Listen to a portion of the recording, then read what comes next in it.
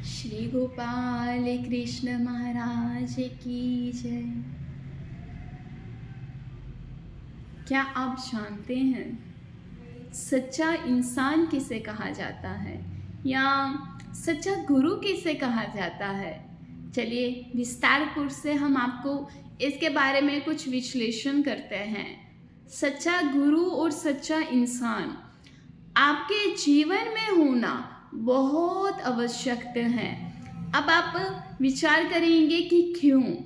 बुद्धि हमारे अंदर भी है, तो वो व्यक्ति या गुरु हमें ऐसा अनोखा सा और क्या ज्ञान हमें प्राप्त करवाएंगे कि जिससे हमारे जीवन में कोई पूर्ति आए या हमारे जीवन में कुछ परिवर्तन आए। तो इसका बहुत अच्छा सा उत्तर है कि गुरु गुरु होते हैं और शिष्य शिष्य होते हैं, बालक बालक होता है, माता पिता होते हैं। अब एक माता पिता के स्थान को हम नहीं पकड़ सकते, अब एक गुरु के स्थान को भी हम नहीं पकड़ सकते। परमात्मा का स्थान सबसे उत्तम है, यानी सबसे उच्च लेवल का स्थान है परमात्मा का। अब गुरु आते हैं, अब गुरु का स्थान भी हमारी दृष्टि से हम देखें तो वो कम नहीं है। अब कम क्यों नहीं है कि गुरु ने इतने वर्ष तक इतनी छोटी सी एक युवा व्यवस्था में, एक अलग आयु में ही इतना सारे ज्ञान को, इतने सारे शास्त्रों को पढ़ लिया है। हमारे अंदर कुछ अंतर है। अंतर यह है कि अभी हम मार्गों में नहीं गए हैं, अभी हमने संन्यास धारण नहीं किया है, अभी हम इस संसार में उलझे हुए हैं, अभी हमने किसी भी चीज़ का कोई त्याग नहीं किया है। कहने के लिए हम कहते हैं कि हम जय कृष्णी हैं, हम भगवान के भक्त हैं, परंतु अभी हम भक्त के योग्य नहीं बने हैं कि भक्त किसे कहा जाता है। और भक्त 8 प्रकार के होते हैं। वह 8 प्रकार के नाम हम ही आपको नहीं बता सकते, क्योंकि ब्रह्म विज्ञान का शास्त्र का उल्लेख करना यूट्यूब पर या किसी भी सोशल मीडिया में हमें बिल्कुल मना किया हुआ है। तो वो 8 प्रकार के भक्तों में से हम एक प्रकार के भक्त कहने के योग्य भी नहीं है। अब वो इसलिए नहीं है कि देखो माँ बाईसा का हम उदाहरण ले लेते हैं कि माँ बाईसा जैसी भक्ति हम नहीं कर सकते। अब श्री नागदेवाचार्य जी का ले लेते हैं, श्री नागदेवाचार्य जी जैसे भी हम नहीं बन सकते। महिम भट्ट जी का ले लेते हैं, अब महिम भट्ट जैसी भक्ति भी या उनके जैसी बुद्धि भी हमारे अंदर नहीं है, तो किसी भी प्रकार के हम भक्त कहने के योग्य अभी नहीं है। तो हमें क्या चाहिए? हमें एक सच्चा गुरु चाहिए, हमें एक सच्चा परमात्मा का भक्त चाहिए। अब गुरु हमारे जीवन में क्या करेंगे? एक सही रास्ता दिखाएंगे, एक सही मार्ग को दिखाएंगे। इस तंग कमरे में या अंधकार से हमें प्रकाश की ओर ले जाएंगे। और देवता कौन है, प्रपंच कौन है, माया कौन है, परमेश्वर कौन है, इन सारों को मिलाकर हमें उत्तम प्रकार का ज्ञान देंगे। सच्चा परमात्मा की सच्ची भक्ति बताएंगे कि परमात्मा से निर्हेतु भक्ति कैसे की जाती है या निस्वार्थ प्रेम कैसे किया जाता है, परमात्मा के योगी कैसे बना जाता है या आचरण कैसे किया जाता है, या परमात्मा के कौन कौन से नियम ऐसे हैं जो हम अभी फॉलो नहीं कर रहे हैं, कौन कौन से नियम ऐसे हैं कि जो शायद अभी हम उनसे बहुत अभिभूत है, हम अभी उनसे बहुत दूर हैं। हम कहते हैं कि परमात्मा की भक्ति करना बहुत सरल है, हम कहते हैं कि परमात्मा की भक्ति करना बहुत कठिन है। आज के समय में परमात्मा की भक्ति करना कोई आसान बात नहीं है, क्योंकि मन को समझाना और मन से मन को निकाल कर और परमात्मा की ओर निकलना, ये कोई आम बात नहीं। इसीलिए बार बार गुरुजन कहते हैं कि परमात्मा से प्रायश्चित करिए। सुबह अमृत वेला में उठिए, परमात्मा को बार बार आग्रह करिए, बार बार परमात्मा के सामने विनम्र भाव से की प्रार्थना करें कि हे प्रभु, मेरे साधन दाता, मेरे स्वामी राया, अनंत जन्मों से मैं भटकता आ रहा हूँ, ना जाने मैं और कितना भटकता रहूँगा, ना जाने मुझे और कितने योनियों में जाना पड़ेगा, ना जाने मुझे और कितने नरकों में जाना पड़ेगा, ना जाने मेरा उद्धार कब होगा। हे प्रभु, आपके श्री चरणों में मैं आग्रह करता हूँ, मैं विनम्र होके, मैं आरते होके मैं प्रार्थना करता हूँ, महाराज मुझे सही रास्ता दिखाइए, मुझे सही मार्ग दिखाइए, मुझे इस संसार से बाहर लेकर मुझे अपना आनंद दीजिए, मुझे अपना सुख दीजिए, मुझे अपने श्री चरणों की सेवा दीजिए, मुझे महाभाईसा जैसे सेवा दीजिए, मुझे श्री नागदेवाचार्य जी से जैसे सेवा दीजिए। प्रभु हम पे थोड़ी कृपा करें, नहीं तो आपका ये बालक कहीं भटक ना जाए, इस अंधेरे जाल में, इस प्रपंच में, इस मोह ममता के जाल में हम कहीं फंस ना जाए। जैसे वो परमात्मा ने एक मकड़ी का दृष्टांत हमें बतलाया था कि एक मकड़ी अपने लिए घर बनाती है और उसमें ऐसी फंस जाती है और उसमें उस जाल में वो ऐसी फंस जाती है कि उसका पूरा जीवन उसके अंदर ही नशावर हो जाता है। वो फिर से वहाँ से निकलने के उसको रास्ता ही नहीं मिलता।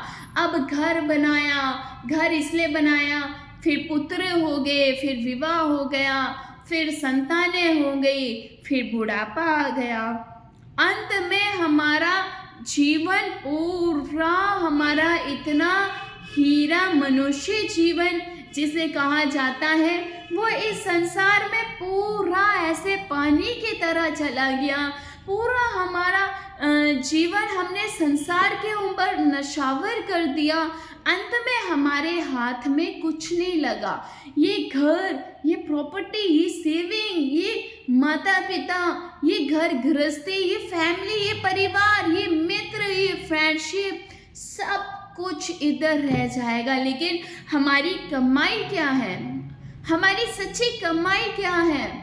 हमारी सच्ची कमाई है सिर्फ परमात्मा का जो हम उच्चारण करते हैं, परमात्मा की जो हम भक्ति करते हैं, या इंसानियत का जो हम कार्य करते हैं, या परमात्मा के बतलाए हुए मार्ग पर हम जो चलते हैं, वो हमारी सच्ची कमाई है। लोगों को क्या लगता है कि हमने डॉक्टरी कर ली, हम वकील बन गए, हम पुलिस ऑफिसर बन गए, हम दुनिया के सबसे बड़ा मोदी देख लो, कोई भी प्राइम मिनिस्टर बन गया, कुछ भी हो, A to Z।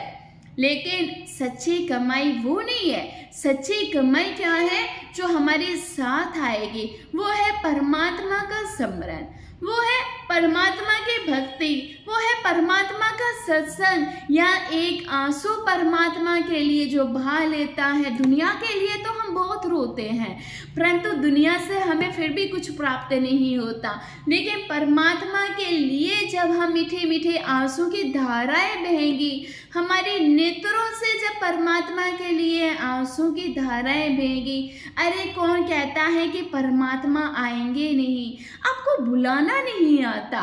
कौन कहता है कि परमात्मा भोजन ग्रहण नहीं करते? अरे आपको यशोदा मैया की तरह खिलाना नहीं आता। या कौन कहते हैं कि परमात्मा आज है नहीं? अरे आप गोपी बनो, आप परमात्मा के लिए श्रृंगार करो, देखो कैसे नित्य होता है और कैसे रास लीलाएं होती हैं।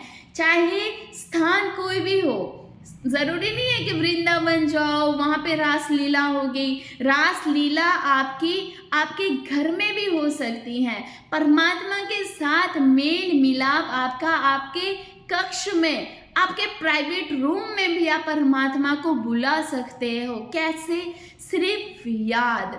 एक याद ऐसी चीज है, कहते हैं ना, बार बार हमने ये भी सुना हुआ है कि याद कैसे आती है। देखो, आपको कोई व्यक्ति कहीं पे याद कर रहा होगा, ये नहीं समझना कि आपको वाइब नहीं आएंगी, आपको उसी समय एक अच्छी सी वाइब आनी चालू हो जाएगी। जो व्यक्ति जैसा विचार आपके लिए रखेगा, जो व्यक्ति जैसी वाइब्स आपको देगा, तो उसकी अच्छी वाइब्स, उसकी बैड वाइब्स आपके भीतर आपको वाइब्रेट करना चालू कर देगी। तो ऐसा मन में विचार नहीं रखना कि आप परमात्मा को याद करोगे और वो परमात्मा बैठा रहेगा, उस परमात्मा को कुछ पता ही नहीं चलेगा।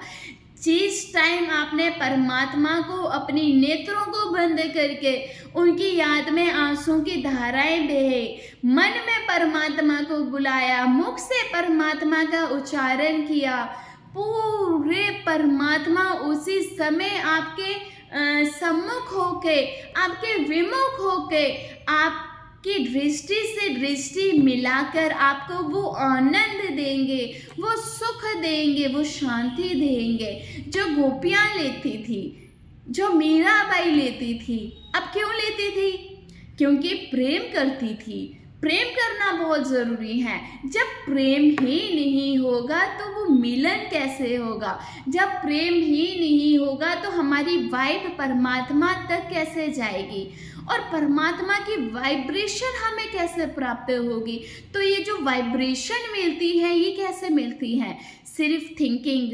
अगर जैसी थिंकिंग हम रखेंगे, जैसे विचार हम रखेंगे, वैसे वैसे हम उस रास्ते पर चलते जाएंगे। अच्छे विचार रखेंगे तो अच्छे रास्ते पे जाएंगे, अब गलत विचार रखेंगे तो गलत रास्ते पे जाएंगे। जो जैसा विचार करेगा उसको वैसी ही शांति प्राप्त होगी। अब जो जैसे परमात्मा को बुलाएगा वो ऐसे ही परमात्मा चले आएंगे। तो परमात्मा को बुलाने के लिए उनसे पहले प्रेम जरूर करना, फिर जाके बुलाना। ऐसे कोई नहीं आता। सब आजकल के लोग भी आपके घर शादी, मैरिज, विवाह हो या कोई कार्यक्रम हो, किसी का एनुअल फंक्शन हो, कुछ भी हो, जब तक आप इनविटेशन नहीं दोगे, जब तक उसका स्वागत नहीं करोगे, वो व्यक्ति भी नहीं आएगा। तो पर भरा परमेश्वर, जो पूरे ब्राह्मण के राजा, हमारे सच्चिदानंद आनंद परमेश्वर, वो क्यों आपके बिन बुलाए आएंगे? पहले बुलाना पड़ेगा, पहले निमंत्रण देना पड़ेगा कि आज हमारे घर पर पधारना। वो भजन बड़ा प्रिय था। भजन ऐसा था कि जन्मों से बुला रहे हैं परंतु कोई सुनता नहीं है। अब जन्मों से हम किसको बुला रहे हैं? सिर्फ संसार वालों को। हमने कभी परमात्मा को बुलाने का कोशिश ही नहीं की। सिर्फ एक बार परमात्मा को बुला के देखना, परमात्मा ज़रूर आएंगे। इसलिए हम अपनी कथा को ज़्यादा लंबी नहीं लेना चाहते हैं और अंत में आपको यही कहना चाहेंगे कि अगर परमात्मा आपकी सुन नहीं रहे हैं तो शायद आपको सुनाना नहीं आ रहा है। परमात्मा आपके पास नहीं आ रहे हैं तो शायद आपको परमात्मा को बुलाना नहीं आ रहा है। परमात्मा आपसे दूर है तो शायद परमात्मा से आप दूर हो, आपको परमात्मा के पास जाना पड़ेगा। कब तक भागेंगे परमात्मा? एक ना एक दिन तो मिल ही जाएंगे। हम दुनिया के लिए कितनी भी कोशिश कर लेते हैं एक रिश्ता चलाने के लिए, लेकिन जब वो रिश्ता बंध जाता है, लेकिन वो उसका अंत भी बहुत जल्दी हो जाता है। परमात्मा के साथ जब वो बंधन बंधेगा, जब वो रिश्ता बंधेगा, उसका कोई अंत नहीं है। उसकी गारंटी हम पक्की ले रहे हैं। उसका रिश्ता कभी परमात्मा से उस रिश्ते का, उस बंधन का कोई अंत नहीं होगा। वो अनादर है। परमात्मा कभी छोड़ कर नहीं जाएंगे। इसलिए परमात्मा से रिश्ता बनाइए, संसार को छोड़ दीजिए। संसार के अंदर कुछ नहीं रखा है, इतना तो हम कहते हैं। और ज़्यादा लंबी वीडियो हमें नहीं बनानी है। हम अपने विचारों को और अपने विचारों को यहाँ पे समाप्त तो नहीं कह सकते हैं। मिलते हैं हम आपको जब आप कोई एक नया क्वेश्चन लेकर आएंगे तो क्वेश्चन हमारे संसार के ऊपर ना हो तो वो अच्छा लगेगा, क्योंकि बार बार हमें यही कहा जाता है संसार को लेकर, संसार के ऊपर ही सारे टॉपिक्स चलते रहते हैं कि जब भी कोई कुछ पूछता है तो वह संसार को बीच में लेकर ही आता है, जिससे हमें कोई प्रेम ही नहीं है, जिससे हमें कोई सुख ही प्राप्त नहीं होता है। इस संसार के लोगों के साथ हमें कोई आनंद ही नहीं आता। हम सच कह रहे हैं, हमें संसार में कोई रुचि ही नहीं है, हमें संसार के लोगों से भी कोई रुचि नहीं है। हमें संसार का वार्तालाप कर कर, संसार के बारे में कोई कथन कर कर या संसार के बारे में कुछ स्मरण कर कर, ध्यान कर कर हमें आनंद प्राप्त नहीं होता। तो आप हमसे जब भी कोई प्रश्न करें ना तो सिर्फ परमात्मा को लेकर करेंगे तो शायद हमें अच्छा लगेगा, हमें आनंद आएगा, हमें सुख प्राप्त होगा, क्योंकि हमारी वाइब्स है ना वह श्री कृष्ण महाराज जी से बहुत अच्छी ज्वाइन होती है। हमें है ना संसार के अंदर कोई रुचि नहीं मिलती, इसलिए आप भी परमात्मा के साथ प्रेम करो। और जब भी कोई क्वेश्चन पूछना हो ना तो सिर्फ परमात्मा से प्रेम कैसे करना है उसकी स्टार्टिंग हमें बताओ।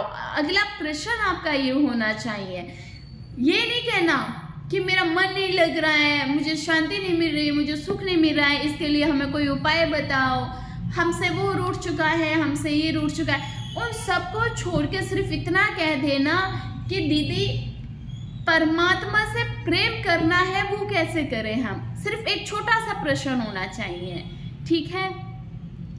तो ज़्यादा समय ना लेते हुए अपनी कथा को यहाँ पे रोकना चाहेंगे। श्री गोपाल कृष्ण महाराज की जय।